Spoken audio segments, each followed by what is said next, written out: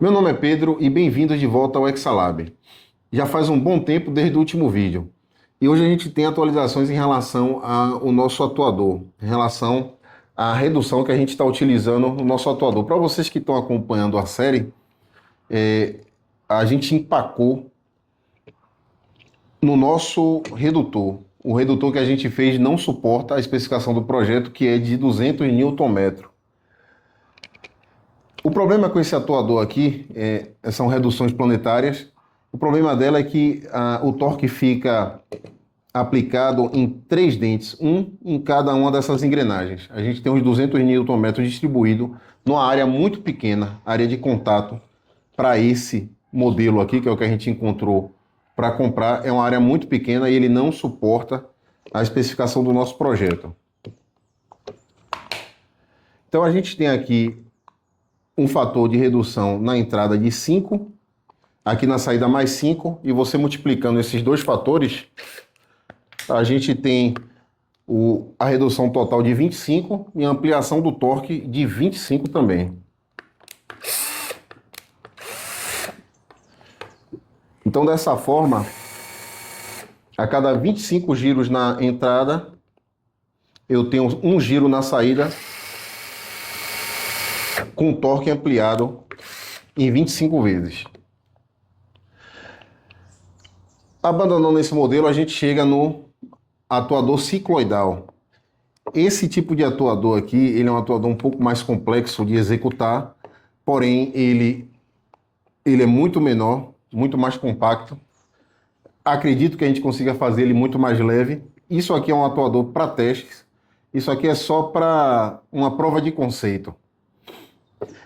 Esse atuador aqui, esse tipo de atuador, a função, a taxa de redução dele, a relação de torque, se dá pela quantidade de lóbulos que a gente tem no disco central e a quantidade de roletes que a gente tem no disco externo. Para esse atuador, para essa redução, a gente tem 22 roletes no disco externo e 21 lóbulos no disco interno. Isso vai dar uma redução para a gente de um fator de 22 vezes. Ou seja, para cada 22 giros na entrada, eu vou ter um giro na saída.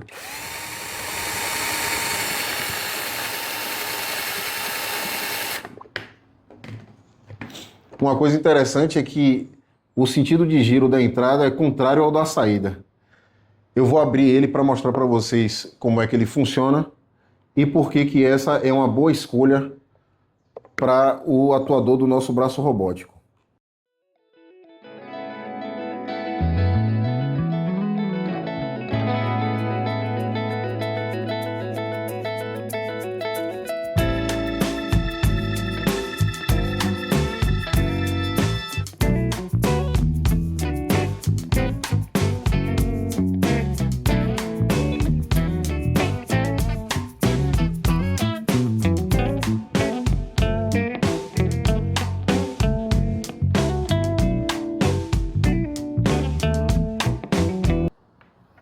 Essas aqui são as partes que compõem o nosso atuador cicloidal, o nosso redutor cicloidal. Esse aqui é o disco central. Ele tem 21 lóbulos ao redor dele. Esse aqui é o nosso disco externo. Ele tem esse aqui 21 lóbulos, esse aqui 22 roletes ao redor. Na versão final, esses roletes aqui, eles precisam ter rolamento. Eles precisam ter... Não pode ter atrito. Essas peças aqui, elas são fixas, porque é só uma demonstração. Na versão final, a gente precisa ter rolamento aqui, ou uma bucha de sacrifício em cada um desses roletes aqui.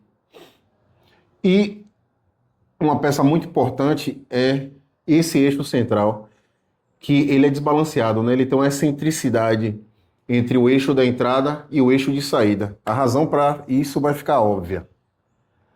Quando eu coloco esse disco aqui, a gente vê que não casa, apesar de o formato entre o rolete e o lóbulo ser idêntico, a gente tem uma contagem de 21 no disco central e 22 roletes ao redor do disco externo, fazendo um movimento excêntrico. Com essa roda, essa roda com eixo excêntrico, a gente consegue ver o tipo de movimento que ele realiza. É importante notar que a cada giro desse eixo desbalanceado, vai ter um avanço, um incremento de um lóbulo no rolete.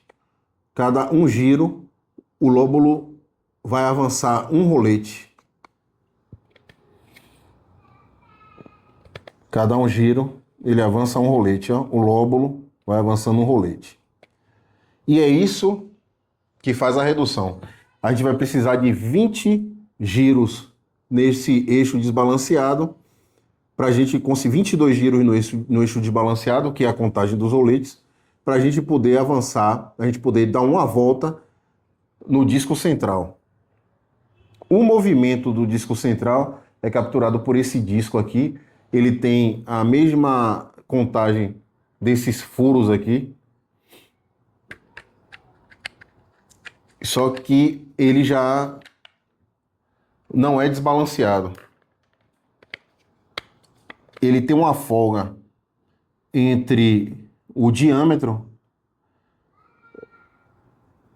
desses roletes aqui e o diâmetro desses furos no disco interno. Dessa forma eu consigo colocar um eixo guia,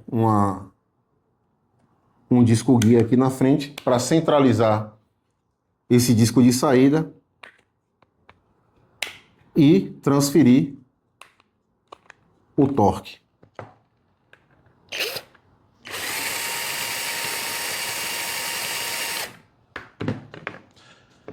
A vantagem desse tipo de redução em relação à redução planetária é que a gente tem uma área muito maior de contato entre o disco central, que está conectado ao disco de saída, e esses roletes. A gente vai ter uma área muito maior nesse aqui. Esse aqui é o tipo de redução que eu pesquisei que aguenta um maior torque. Toda essa área aqui, ela está em contato. E além disso, eu vi modelos desse tipo aqui que tem até 3 discos desse aqui. A gente vai utilizar 2. Enquanto um está em contato desse lado, o outro vai estar em contato desse lado, duplicando assim o torque que esse cara aqui já aguenta. A gente vai fazer esse disco central em alumínio e vamos ver como é que a gente vai fazer as outras peças. A gente encontrou aqui na nossa área um fornecedor que garante no corte a laser com alumínio uma resolução de 0,2 milímetros. Se for dessa forma, se eles conseguirem realmente uma resolução dessa, vai servir. A gente vai fazer o chassi dele na impressora 3D mesmo, colocando os roletes, e aí depois a gente vai voltar no próximo vídeo com os testes. A esperança é que a gente consiga atingir os 200 Nm. A pesquisa e os cálculos que a gente fez levam a crer que a gente consiga os 200 Nm. Alguma coisa em torno de 180 para um modelo só, feito em impressora 3D, sem nenhum tipo de metal envolvido. Teoricamente já garantiriam esses 200 Nm. E se a gente utilizasse um filamento com fibra de carbono, aquele PET GC, a gente conseguiria já muito mais que os 200 Nm. E se a gente utilizar discos de alumínio, a gente vai ter uma grande folga nisso. Então, para o próximo episódio, a gente vai voltar com o nosso atuador feito, o atuador de testes feitos, e a gente vai ver se ele vai aguentar. Então, se você chegou até aqui, curta esse vídeo, deixa um comentário pra gente, se inscreva no nosso canal e até a próxima. Meu nome é Pedro e esse é o Exalab.